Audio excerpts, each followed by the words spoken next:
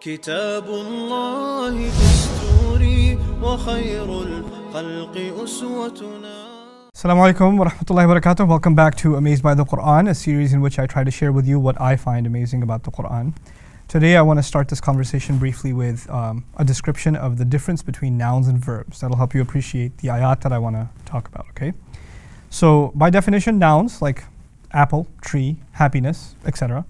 Nouns don't have a tense. They're not past or present or future. They're timeless in that sense. So rhetorically speaking, a noun is considered timeless.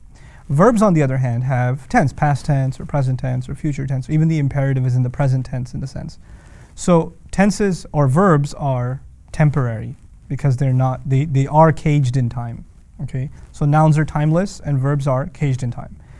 Now, what happens in the Arabic language, interestingly, is sometimes when you're talking about an act, you can actually use a noun or a verb.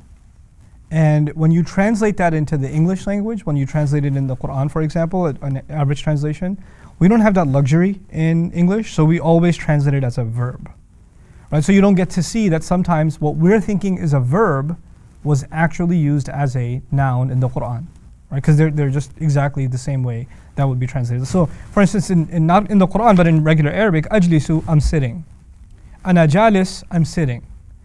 While ajlisu is a verb and jalis is a noun. So you you'd translate the same way, I'm sitting.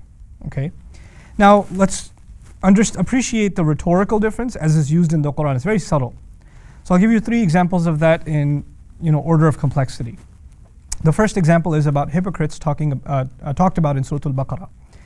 And Allah says that when they come to believers, they say that they believe. وَإِذَا لَقُوا الَّذِينَ آمَنُوا قَالُوا آمَنَّا. When they are in the company of believers, they would say that they have believed. وَإِذَا خَلَوْا إِلَى شَيَاطِينِهِمْ قَالُوا إِنَّا مَعَكُمْ إِنَّمَا نَحْنُ مُسْتَهْزِئُونَ. When they're in the company of their devils, their shayateen, they say, we're with you, we're just joking. So now you've got we believe and we're joking, which in the English language are both verbs. Interestingly enough, in the Arabic though, we believe is said as amanna, which is a verb. Now remember, verbs are temporary, and joking is mustahzi'un, which is a noun. Like you wouldn't see that in translation. They'll just say joking and you'll think it's a verb, but it's a noun. Now what does that imply? The rhetorical implication thus is that these hypocrites, their long-term permanent allegiances lie with those who they speak in the long-term sense, meaning they're devils. Yes, they try to have loyalties on both sides, but they're long loyalties and their constancy is with the shayateen, with the devils, subhanAllah. And that's how Allah exposes where they lean more. Now the second case. This is about declaring Allah's perfection. Doing tasbih, as most Muslims know it as doing tasbih. We can't always do tasbih. Tasbih is not something that I can do constantly. We do it after salah, we do it when we're remembering Allah, etc.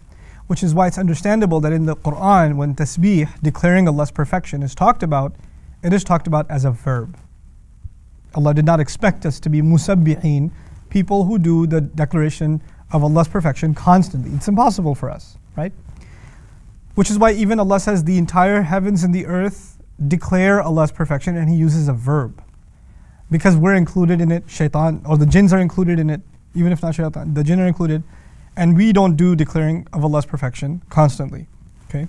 Now, there are 2 exceptions to that.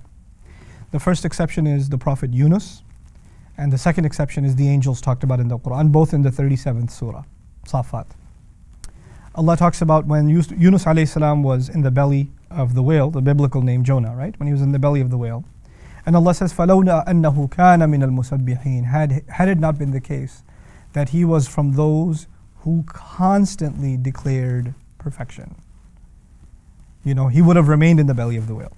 Now, how do I know he constantly declared perfection? Because unlike everywhere else in the Quran, here Allah decided to use a noun. The permanence is articulated. It's awesome. To suggest he has nothing else to think about when he's in the belly of the whale. As long as he's there, he's just, how perfect you are, how perfect you are, how perfect you are, how perfect you are, constantly declaring Allah's perfection. Subhanallah. This also gives you an idea of how the standards for prophets are so much higher than for everybody else. Like when a Muslim gets in trouble, they ask Allah for a little bit of forgiveness, Allah pulls them out of trouble. But when prophets, who Allah expects so much more from, if they ever make a mistake, then the expectations from them are way, way, way higher. It makes us appreciate the status of those prophets. Of course, the other example also in Surah Al-Safat is the angels. Inna lanahnu al-musabbihun. We are the ones who declare perfection. That's how it's translated. Except the who declare perfection is a noun, musabbihun, in the Arabic, suggesting the angels are constantly engaged in the declaration of Allah's perfection. Now, here's the last one, and this is the one that I think is the one that baffles me, and I hope I'm able to articulate it clearly to you, okay? I want you to think about punishment and forgiveness, seeking forgiveness. And keep those two things in mind as you read this ayah. I'll give you the Arabic and then the English in easy language. وَمَا كَانَ اللَّهُ لِيُعَذِّبَهُمْ وَأَنْتَ فِيهِمْ وَمَا كَانَ اللَّهُ مُعَذِّبَهُمْ وَهُمْ يَسْتَغْفِرُونَ. Allah would not be one to punish them so long as you're in their company. The Prophet is being told that he will not destroy Quraysh so long as he is among them. Part 1. Part 2. Allah would never destroy them, Allah would not be one to punish them so long as they are asking for forgiveness. Now, once again, I'll reiterate those two parts. Allah will not destroy them so long as you're among them, and Allah will not destroy them so long as they're asking for forgiveness. Those are the two parts, right? Now, the thing that these two parts have in common is Allah would not destroy. Except in the Arabic, the first case of Allah would not destroy is mentioned as a verb. And in the second case, Allah would not destroy is mentioned as a noun. Now, what does that mean?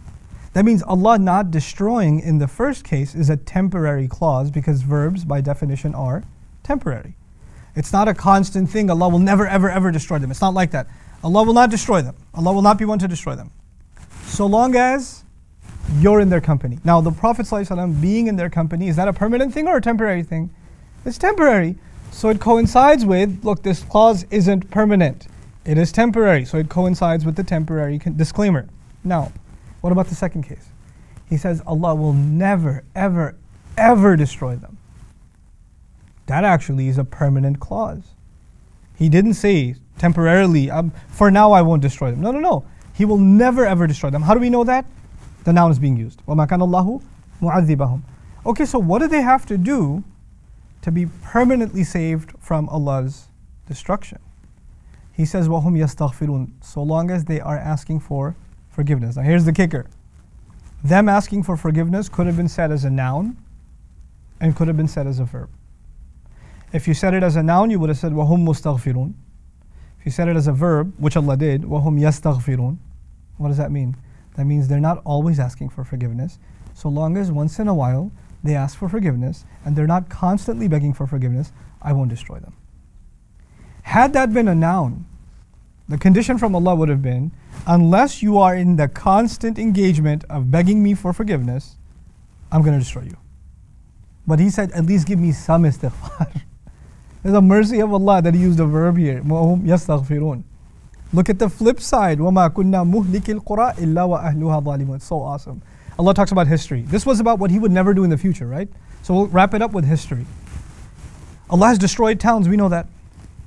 How does he describe it? We would never, ever, ever destroy towns. وَمَا كُنَّا مُهْلِكِ الْقُرَىٰ. We would never, ever, ever destroy towns.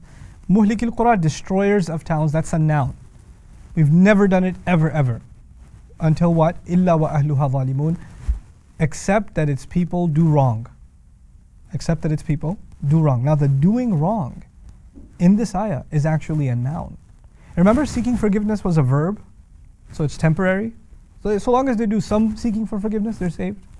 But doing wrong in this ayah is a noun, which means until its people were constantly immersed in wrong, I wouldn't destroy them.